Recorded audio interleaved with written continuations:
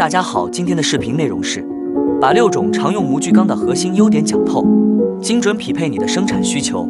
第一种45钢，妥妥的性价比之王。优点就是成本低到离谱，加工起来毫无压力，车洗钻样样顺手，小批量打样试产，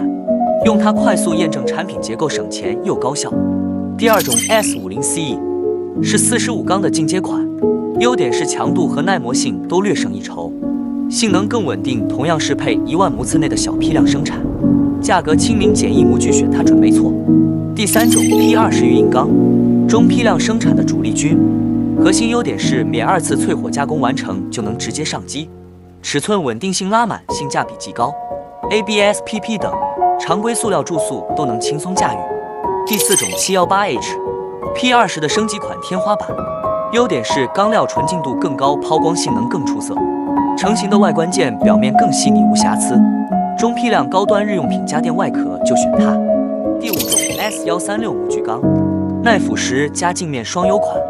优点是耐腐性极强，能轻松应对 PVC 等腐蚀性塑料，还能抛掷镜面效果，透明件食品级模具的必选钢料。第六种 H13热做钢，耐磨抗造的硬角色，优点是硬度高，抗冲击耐磨损能力拉满，面对玻纤增强塑料的强磨损，大批量连续生产也能稳如泰山。这6种钢料覆盖了从小批量试产到大批量量产，从普通结构件到高端外观件的全场景需求。你的产品该配哪种钢料？评论区留言，我帮你精准适配。